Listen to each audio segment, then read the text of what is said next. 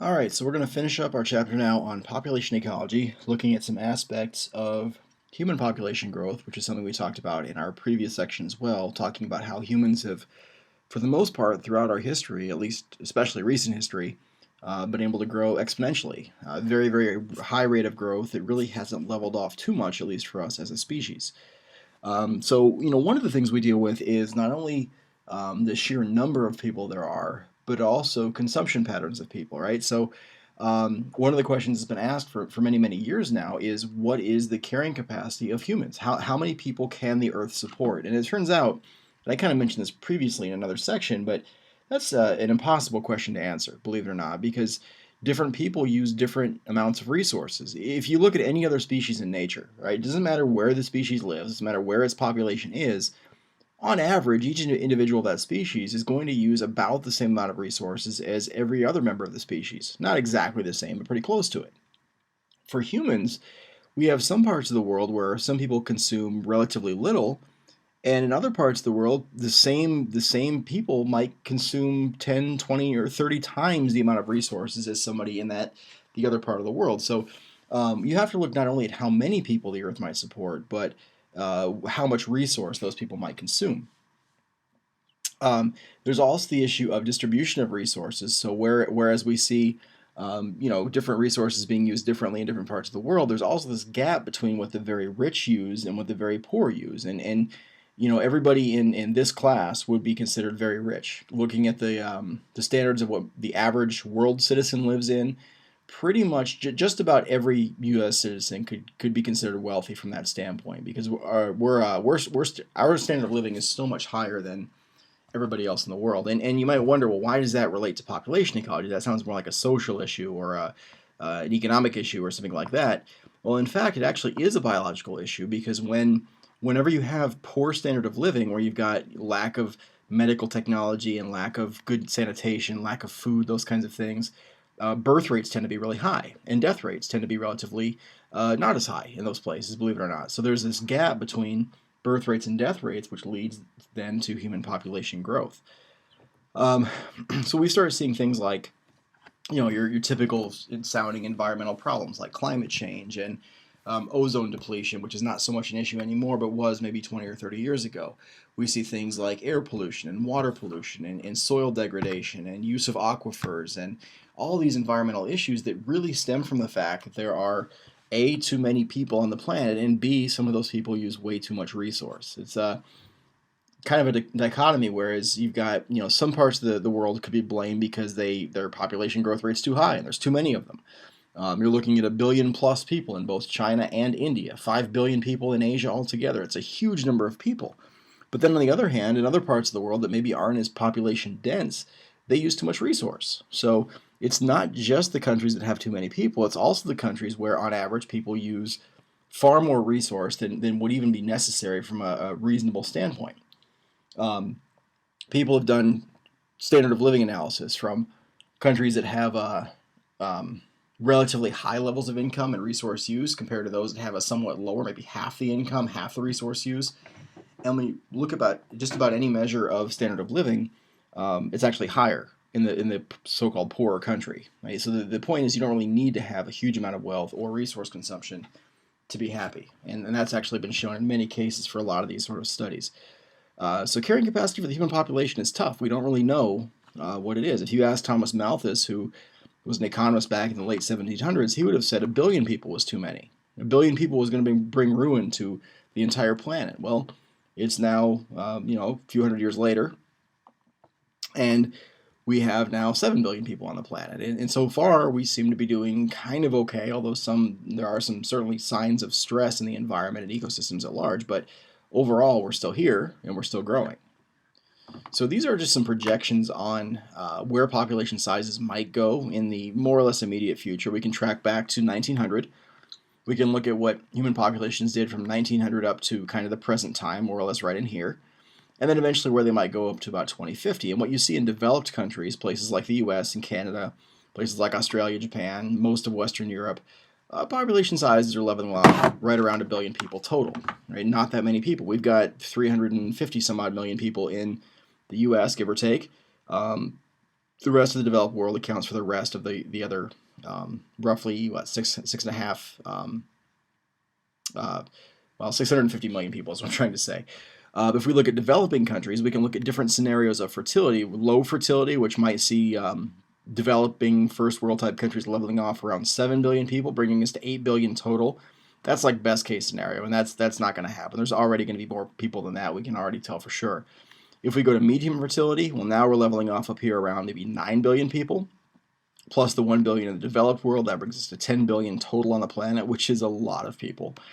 And for high fertility, this thing is still going up over here. It might level off upwards of maybe 12 billion people, plus 1 more billion down here, leads us to 13 billion people, which is far, far too many people, I think, for the Earth to support.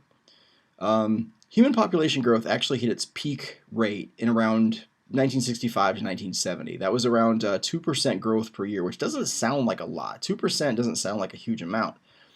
But in 2008, it was only down to around 1.2%. And again, that's global. That's not for any given country. That's on an average for the entire planet. Us as a species, we were at about 1.2% growth. Just to give you some idea of what this equates to. At 1.2% growth, based on how many people we have alive right now, that equates to about 78 million new people on the planet per year. Right? So we account for all the people that die. There are 78 million more people being born than what are dying, with a growth rate of 1.2%. 2%, of course, would be much higher.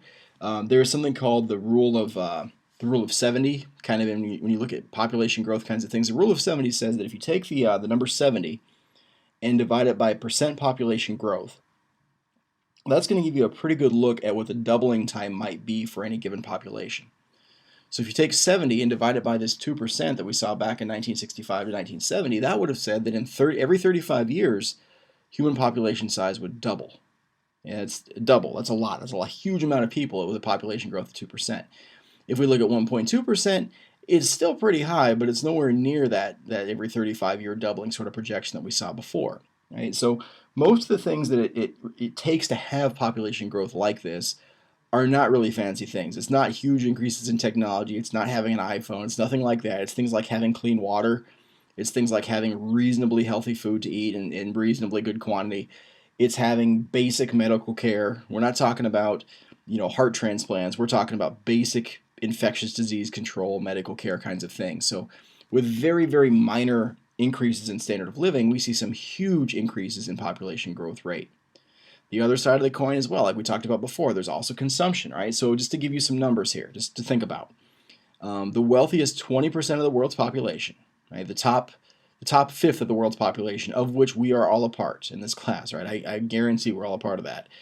We account for 86% of the consumption of resources in the world.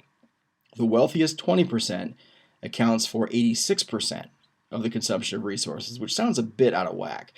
If we look at CO2 emissions, why do we worry about CO2? Because then we start talking about climate change kinds of things, right? So 20% of the world's population produces 53% of the world's CO2 emissions. Again, it's very, very disproportionate in terms of how many of us there are basically versus how much we use and how much waste we produce. If you look at the bottom fifth of the world's population, they're responsible for only 1.3% of consumption and 3% of CO2 emissions. So basically breathing and maybe having a fire in their home to stay warm, that's about all the CO2 they're going to produce. It's a very, very trivial number. And consumption, again, 1.3%, that's tiny. They're basically growing all the food they need, and they're not using much more beyond that. Right? It's a bit of an over-exaggeration, but it's pretty close to the truth. So very much a disproportionate use of resources. There's a concept in ecology called the ecological footprint. Environmental science really is where we look at it too, where we think about the total amount of land it takes to support one individual for 1 year. Right? So how much land it takes to produce all of your clothing and your food and your clean water and to account for waste disposal kinds of things. If we look at an average, not an upper class, not a really wealthy billionaire type person, we're looking at an average U.S. citizen. We're looking at about 30.2 acres per year to support that person. That's a huge amount of land. 30 acres is pretty big. If we look at the next highest one, which is in Germany, which is still a very much industrialized Western kind of world, standard of living is as good or better than ours. Their ecological footprint is about half of what ours is. It's around 15.6. So, we're using twice as many resources. Is our standard of living twice as good? No, not by any measure that I've ever seen. Our standard of living is maybe as good, but probably no better than somebody living in Germany. We look at Brazil, Indonesia, Nigeria, India. It's down around 2.6 acres per person. So we're looking at one person in the U.S. using the same amount of resources as 14 or 15 people in India. It's a hugely skewed look at resource use. All right, so in our next chapter, we're going to make things a little bit more complex, and we're going to start looking at the entire community now. We're going to look at all the species that live in a given place at a given time. So we have two critters we've already seen before, right? So we saw, actually three. We saw snowshoe hares in this chapter. We saw the plants they're eating. We talked about that a little bit as well. We saw lynx, which are consuming snowshoe hares.